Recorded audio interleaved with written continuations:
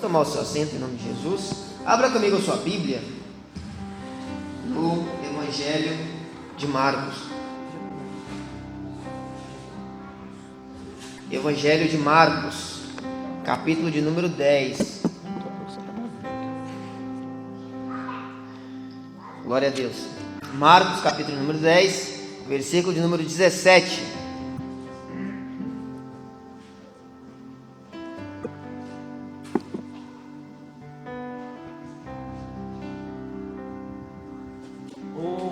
Glória a Deus. Todos encontraram? Eu insisto em dizer que é muito importante que você leia, tá? Muito importante que você faça a leitura. Enquanto eu leio, Deus fala comigo e você vai ter a revelação que Deus me deu. Mas quando você lê, Deus fala com você e a revelação é especial para o seu coração. Amém? Diz assim: e pondo-se a caminho, correu para ele um homem, o qual se ajoelhou diante dele e lhe perguntou: bom mestre, que farei para herdar a vida eterna? E Jesus lhe disse: por que me chamas bom? Ninguém é bom, senão um, que é Deus. Tu sabes os mandamentos: não adulterarás, não matarás, não furtarás, não dirás falso testemunho, não defraudarás alguém, honra teu pai e a tua mãe. E ele, porém, respondendo, lhe disse: mestre, tudo isso guardei desde a minha mocidade. E Jesus, olhando para ele, o amou e lhe disse: falta-te uma coisa. Vai e vende tudo quanto tens e dá-o aos pobres, e terás um tesouro no céu. E vem e segue-me. Glória a Deus. Até aqui. Irmãos, eu gosto demais desse texto. Eu já chorei lendo esse texto. É uma história que está no livro de Marcos, no livro de Lucas e no livro de Mateus. Os três evangelhos contam essa história com pouquíssimos detalhes de diferença. Mas a forma que está escrito por Marcos me emociona, o jeito que foi escrito. A forma que Marcos escreveu a respeito disso me emociona, me toca profundamente. Veja bem a história. Jesus estava ensinando, Jesus está o tempo todo trabalhando. Nós temos episódio onde nós encontramos Jesus dormindo. A Bíblia diz que os discípulos entram no barco e Jesus está com eles durante a cruzada no mar. Vem uma tempestade e Jesus está dormindo. Vão lá procurá-lo e dizem assim: mestre, vamos morrer enquanto o senhor dorme. E Jesus fala: vocês são muito medrosos, cadê a fé de vocês? Vai até a parte de cima do barco, abre os braços e diz: acalma-te, mar, cala-te, vento. E tudo se acalma no mesmo momento. E aí eles se maravilham e dizem: quem é este que até o mar e o vento lhe obedecem? Jesus dormia propositalmente para ver a fé deles. Então, ainda Jesus dormindo, ele estava trabalhando. Todo momento Jesus está ensinando alguma coisa. E nesse momento em especial, Jesus ensinava muitas coisas. Uma delas é justamente o episódio que acontece com este jovem. A Bíblia diz que é um jovem e que ele é rico, ele tem muitas posses. E aí nos traz uma informação muito valiosa. Marcos diz que ele chega, se ajoelha, e aí ele fala: bom mestre. Essas duas informações nos deixam algo muito claro. Primeiro, judeu nenhum se ajoelha para qualquer um, nem para qualquer coisa. Nós temos a história no livro de Daniel de três jovens que eles decidiram que eles morreriam, mas não dobrariam seus joelhos. O rei Nabucodonosor levantou uma estátua e disse: olha, agora todos vão cultuar essa estátua minha. Quando começar a tocar a música, todos vão se ajoelhar. Simples, algo muito tranquilo. Tocou a música, joelhos dobrados. Todos se dobram quando começa a tocar a música, mas 3 jovens, Sadraque, Mesaque e Abednego, continuam de pé. E aí alguém diz para o rei: rei, 3 jovens aí não querem se curvar. O rei, enfurecido, manda chamá-los e fala para eles: ó, vou dizer uma coisa, tenho até apreço por vocês, então vou dar mais uma chance, vou mandar tocar outra vez, e aí vocês se ajoelham. E aí eles respondem o seguinte: não, esquenta a cabeça, não precisa tocar, nós entendemos as consequências, nós entendemos o que foi pedido, nós sabemos o que vai acontecer, não precisa tocar, já tomamos a decisão. Esses joelhos aqui só se dobram para o Deus dos céus, para mais ninguém. Mas vocês vão morrer. Ei, quer matar? Mata. Se o meu Deus, se Ele quiser nos livrar, Ele pode nos livrar. Mas se Ele não quiser nos livrar, estamos juntos. Aqui nós não dobramos os joelhos. A segunda informação é que ele diz: bom mestre, e Jesus rebate: por que me chamas bom, se só há um bom que é Deus? Jesus não estava reclamando dele chamá-lo de bom, mas entre os judeus, eles consideravam que bom era apenas Deus. Essa ideia era muito clara. Então um judeu não chamaria outra pessoa de bom. Dobrar os joelhos e chamar de bom mestre era justamente a confirmação de que ele cria que Jesus era Deus. Ainda há uma outra informação, que é a pergunta que ele faz: bom mestre, o que farei para herdar a vida eterna? Ora, quem saberia responder essa pergunta se não fosse alguém que tem o caminho para a vida eterna? Irmãos, a gente está falando de um jovem, de um homem crente. Estamos falando de alguém que era crente, alguém que entendia da lei, alguém que olhava para Jesus e entendia de onde ele veio, quem ele era e para onde ele ia. Estamos falando de um crente que vem até Jesus, fica de joelho para ele e diz: ei, meu Deus, o Senhor sabe como vai para o céu, como herda a vida eterna. Eu percebi isso, me diga como eu vou também. O negócio é que, infelizmente, ele chega com uma certa pretensão. Irmãos, pensa numa coisa que nos afasta de Deus: é a pretensão. É achar que nós já temos algo que nos aproxima de Deus. Ele vem e diz: mestre, que farei para herdar a vida eterna? E aí Jesus fala para ele assim: olha, você conhece os mandamentos? E aí cita para ele 6 mandamentos. 6 mandamentos que vão direto de acordo com aquilo que nós devemos um para com o outro. Não roubarás uma pessoa, não mentirás a respeito de uma pessoa, não mentirás para uma pessoa, honra teu pai e a tua mãe, ama o teu próximo como a ti mesmo. Então eram todos mandamentos de cunho pessoal, aquilo que eu faço para o meu irmão. E ele diz assim: ah, Senhor, isso eu tenho feito desde a minha mocidade.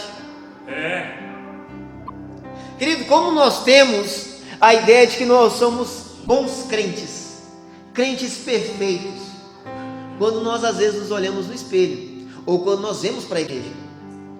Às vezes nós achamos que nós temos uma vaga garantida no céu, porque nós carregamos uma Bíblia, porque nós nos vestimos adequadamente, porque nós temos o hábito de vir para o culto. Mas e o tratamento que nós temos com as pessoas ao nosso redor? O que eles dizem a respeito de nós? Tem uma pergunta de um teólogo chamado Max Lucado. Ele diz assim: olha, se Jesus trocasse de lugar com você, seus amigos, sua família, as pessoas que estão ao seu redor, notariam uma mudança? Sim, notariam. Se eles notariam uma mudança, tem algo errado. Você não está sendo, de fato, uma cópia de Jesus. O discípulo tem que fazer aquilo que o mestre ensina. Então, qual é a forma que Jesus trataria as pessoas que estão ao seu redor? Como Jesus trataria o seu vizinho? Como Jesus trataria a sua mãe? Como Jesus trataria o seu filho? Como Jesus trataria os seus amigos? Se ele trocar de lugar com você, o seu vizinho, a sua mãe, o seu filho, o seu colega de trabalho, notariam? Jesus trataria-os melhor do que você os trata? Olha a pretensão que ele tem: mestre, tudo isso eu tenho feito desde a minha mocidade. Em outras palavras, dizer: olha, eu não minto para ninguém, eu não minto a respeito de ninguém, eu não cobiço nada de ninguém, eu trato minha mãe e meu pai maravilhosamente, eu sou filho exemplar.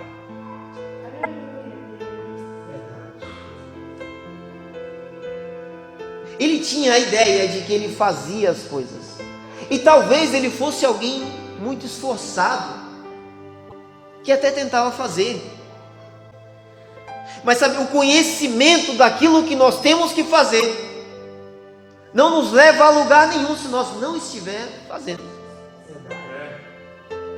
Olha, Jesus, depois do Sermão do Monte, ele diz algo que eu acho maravilhoso. Depois que ele passa todo o Sermão do Monte, que é considerada a forma que o crente deve viver. Olha, Gandhi disse assim, Gandhi, que não era cristão, considerado um grande sábio, ele disse assim: se a humanidade perdesse todos os livros do mundo, todas as obras do mundo, se não tivesse mais nada a respeito do bem escrito, mas sobrasse o Sermão do Monte, a humanidade teria salvação. Mas depois de tudo isso que Jesus fala, que é tão belo, é tão importante, ele diz assim: agora, aquele homem que vem até mim, ouve as minhas palavras e as pratica, esse eu considero um homem sábio. Construiu a sua casa sobre a rocha. Veio a chuva, veio a tempestade, foram contra essa casa, mas ela não caiu, porque ele construiu a sua casa sobre a rocha. Mas se vem um homem até mim, ouve as minhas palavras, mas não as pratica, eu considero um homem tolo, porque ele construiu a sua casa sobre a areia. E aí veio a chuva, veio a tempestade, foram contra aquela casa, e foi grande a sua ruína. Irmãos, isso é fortíssimo. Isso quer dizer que não importa o quanto você esteja nos cultos, o quanto você esteja ouvindo falar de Jesus, o quanto você entenda o que é ser um crente, se você não praticar o cristianismo, não serve de nada. Se não arder no nosso coração o desejo de ter Jesus, e de agir como Jesus agia, não serve de nada estar aqui. A irmã falou algo muito forte aqui quando ela teve a oportunidade dela, que nós temos que clamar a Deus para que haja desejo por Ele no nosso coração. Irmão, Jesus fez tudo o que tinha que fazer já. Tudo que Ele espera é que você o ame pelo que Ele já fez. Meu Deus, tu és maravilhoso, Jesus. Aí Jesus fala para ele: olha, te falta ainda uma coisa. Te falta ainda uma coisa. Eu acho que não teria algo mais difícil de se ouvir quando chegasse na frente de Deus e Ele falasse assim: olha, você viveu até bem, mas te faltou uma coisa. Chegar na frente de Deus, naquele dia, encontrar com Jesus e ouvir Ele dizer: você até viveu bem, mas te faltou uma coisa. Algo te falta para que você tenha a vida eterna. Irmãos, já pensou se tiver te faltando apenas uma coisa para ter a vida eterna? Deus, o que eu farei para ter a vida eterna? Eu já faço isso, isso e isso. Te falta apenas uma coisa. A Bíblia diz que nós devemos examinar a nós mesmos. A Bíblia fala que enganoso é o coração do homem. A Bíblia fala assim: olha, talvez haja alguém que esteja avisando o vizinho, um amigo, o irmão, uma pessoa do lado, dizendo: olha, tem um cisco no teu olho. E aí Jesus fala: hipócrita, tira a primeira trave do seu olho. Sabe uma coisa que eu percebi há muito tempo? É que para a gente enxergar o pecado é muito fácil. Para a gente enxergar o pecado é fácil demais. Difícil é enxergar quando é na gente. Difícil é identificar quando somos nós. Estamos vivendo dias que as pessoas dão desculpa para tudo. Dão desculpa para qualquer coisa. Desculpa para vir para o culto. Desculpa para perdoar outra pessoa.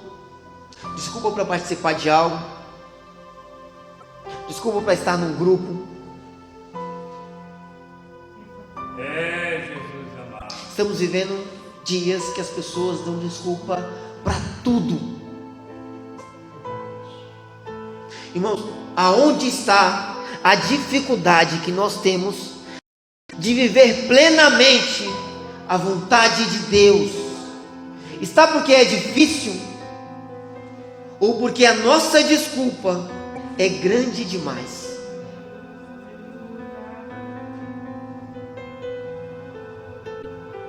E a gente está cansado de ver pessoas vivendo do jeito que elas querem. E aí a gente fala assim: vamos ter paciência, porque no fundo é uma boa pessoa, no fundo é um bom crente. Deus não quer ninguém que é bom crente no fundo. Chega dessa desculpa de que no fundo Deus entende o meu jeito de viver, o que eu estou passando. Ele entende tanto que Ele mandou Jesus para morrer, porque Ele entende. Difícil é entender porque continua vivendo dessa forma, depois que Jesus morreu por causa disso. Aleluia. Paulo fala assim em Romanos: porque a graça, aonde havia o pecado, a graça, ela superabundou. E o que faremos mais? Teremos mais pecado para termos mais graça? E aí ele responde: de forma nenhuma. Como nós, que já fomos libertos do pecado, podemos continuar vivendo uma vida de pecado? É impossível. É impossível. Irmão, chega de viver uma vida de meia boca, de meio crente. Deus não quer meio crente, Deus quer crente por inteiro. Deus quer gente que se entrega para Ele de corpo e alma. Olha, jovem, uma coisa lhe falta ainda. Se queres ser perfeito, vai, vende tudo quanto tens, dá aos pobres, e terás um tesouro nos céus. Depois vem e me segue. Sabe a parte que eu acho mais linda na forma que Marcos escreveu? É que antes de Jesus falar isso, Marcos escreve assim: Jesus fala, lhe falta, você conhece os mandamentos? Aí cita lá os mandamentos, e ele fala assim: mestre, tudo isso eu tenho feito desde a minha mocidade. Mas Jesus conhece o coração dele. Jesus sabe que ele não tem feito isso de verdade por inteiro. Mas Marcos escreve que Jesus, olhando para ele, o amou. Irmãos, isso é lindo. Jesus, olhando para ele, o amou. E aí disse: olha, te falta uma coisa. Isso é muito lindo, porque Jesus ainda não tinha dito para ele o que ele deveria fazer. Ainda não tinha dito para ele que lhe faltava algo, mas Jesus sabia que lhe faltava algo. Jesus conhecia o coração dele, a intenção dele, tudo. E por mais que ele não fosse perfeito, por mais que ele ainda não estivesse no caminho correto, por mais que ele não tivesse entregado por inteiro a Deus, a Bíblia diz que Jesus, olhando para ele, o amou. Paulo fala assim: olha, pode ser que alguém morra por alguém que seja bom. Talvez seja alguém que morra por um justo. Mas Cristo mostra o seu amor por nós, porque Ele morreu por nós quando ainda éramos pecadores. Antes de você pensar em fazer aquilo que agrada a Jesus, Ele já tinha olhado para você e amado. O que conforta mais a vida do crente é o amor que Jesus sente por nós, e não o amor que nós sentimos por Ele. Ainda falta-te uma coisa: vai, vende tudo o que você tem. Em outras palavras, Jesus estava dizendo assim: vai, entrega tudo o que você tem aos outros.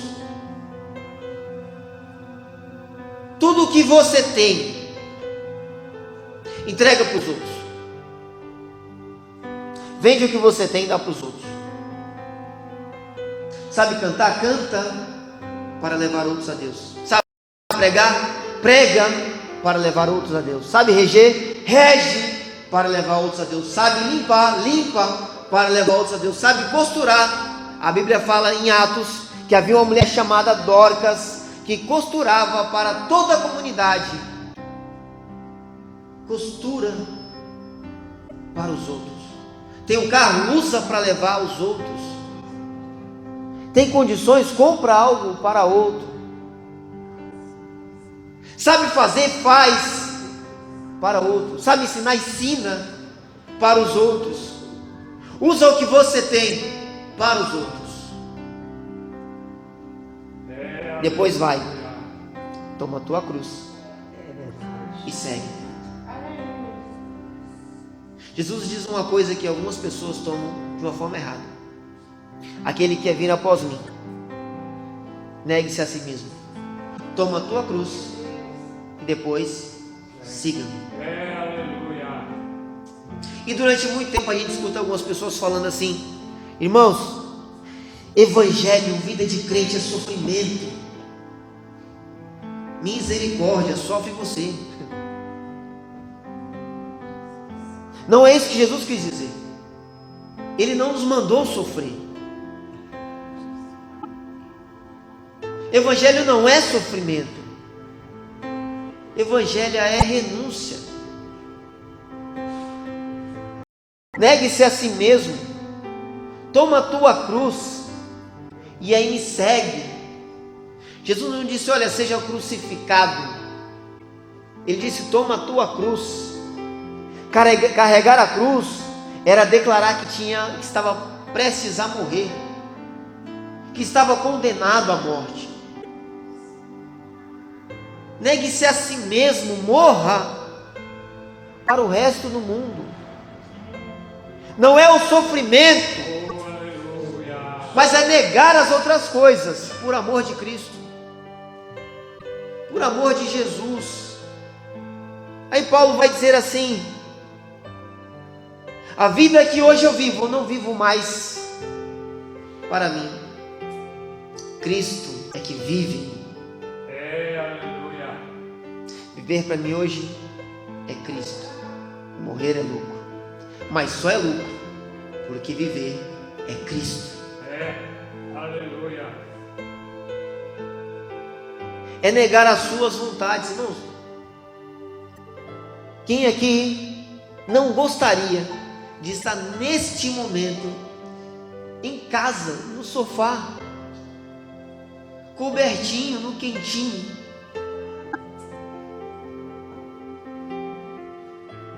Irmãos, isso não é mentira. Eu gostaria de estar no meu sofá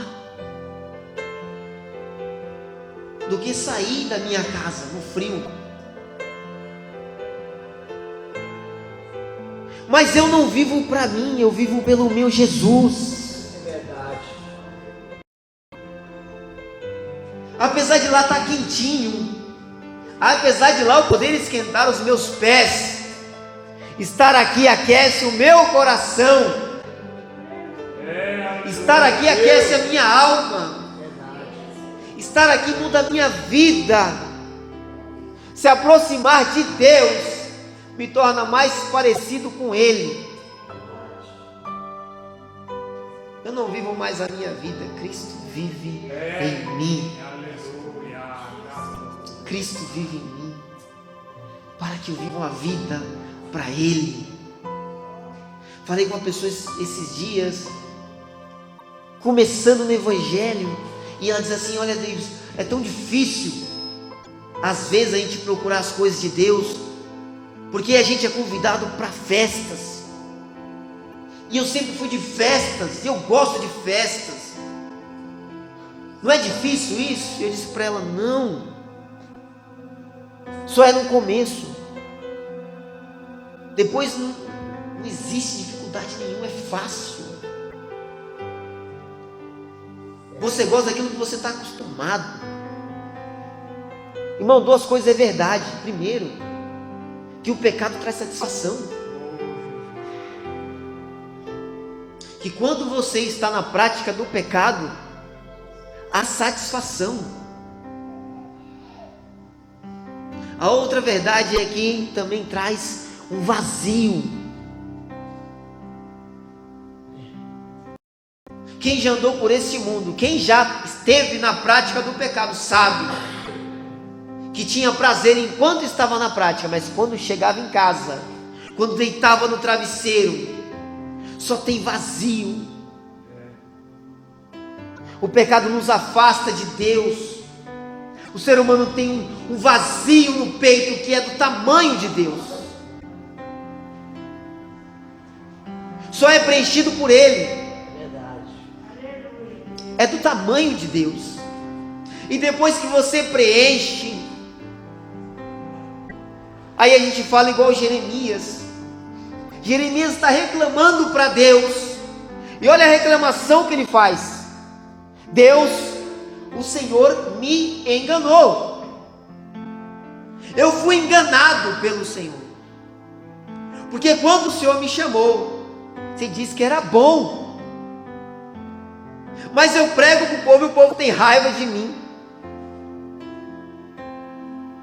E eu tenho vontade de parar de pregar. Eu tenho vontade de não falar mais no seu nome. Olha a reclamação que ele faz.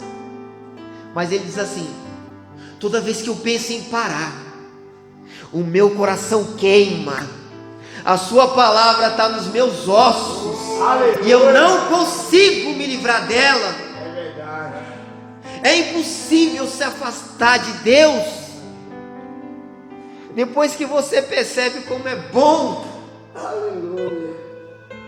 Depois que o vazio foi preenchido. Que festa o quê? Gente, não me chama para uma festa, pelo amor de Deus. Não sei com festa de criança, que eu gosto de bolo. Que festa o quê? Que prática de pecado o quê? O vazio que Deus preencheu é bom demais. Estar preenchido por Deus é bom demais. Vai, vende tudo o que você tem. Se dedica aos pobres. Se dedica aos outros, aos necessitados. Dá tudo o que você tem para os outros. E aí, tudo que sobrar, você traz para mim. Depois que a gente se livra de todas as práticas, depois que a gente entrega todo o talento para os outros, depois que a gente entrega toda a nossa vida em benefício dos nossos irmãos, aí tudo que sobra, aí a gente traz para Deus. Aí é tão pouco, mas é tudo que Deus quer. Aí você entrega tudo para Deus. É tudo que Jesus quer. A Bíblia diz que aquele jovem fica entristecido, porque ele tinha muitas coisas. Talvez ele tenha saído dando uma desculpa para um e outro. Olha, eu não sou o melhor crente por causa disso, disso, disso. Eu até queria seguir Jesus, mas eu tenho que cuidar de outras coisas. Eu até queria ir atrás do mestre, mas eu não posso me livrar disso que eu carrego.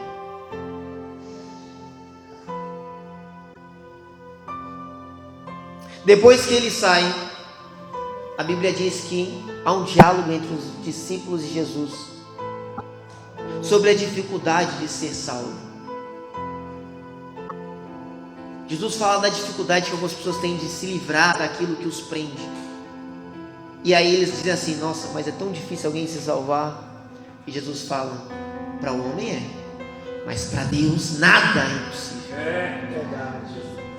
O homem não vai salvar mesmo, mas Deus vai salvá-los. E aí Jesus começa a anunciar a sua morte. Ele fala assim: nós vamos para Jerusalém, e chegando lá, eu serei entregue aos gentios. Lá eles vão me bater, eles vão me cuspir, eles vão me humilhar, eles vão me matar, mas eu ressuscitarei. É verdade. E a Bíblia diz que naquele momento os discípulos não entendiam o que Jesus queria dizer. E é triste, irmão, porque parece que hoje em dia ainda há pessoas que não entendem. Ainda hoje parece que há pessoas que não entendem que um dia Jesus foi a Jerusalém, sabendo que lá ele seria cuspido, humilhado, apanharia, seria morto por pessoas más, seria morto por mim e por você, e ressuscitaria para que um dia nós também com Ele ressuscitássemos. Ainda hoje há pessoas que não entendem isso. Oh, aleluia. Jesus falou que Ele viria, Ele veio. Jesus falou que Ele morreria, Ele morreu. Jesus falou que ressuscitaria, Ele ressuscitou.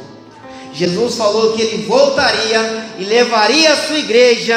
Ainda há pessoas que não acreditam, mas Ele vai voltar para nos levar para Ele.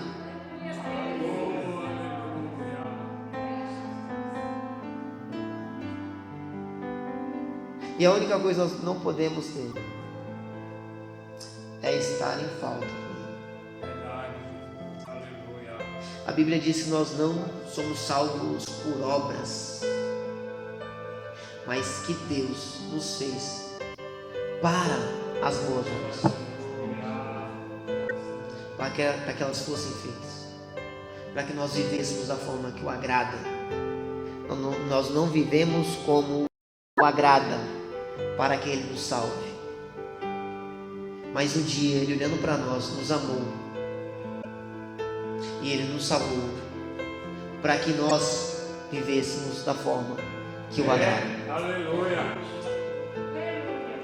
Esta é a palavra de Deus para nós essa noite. Graças a Deus. Irmãos, vamos viver como crentes de verdade. Jesus não quer nem crentes.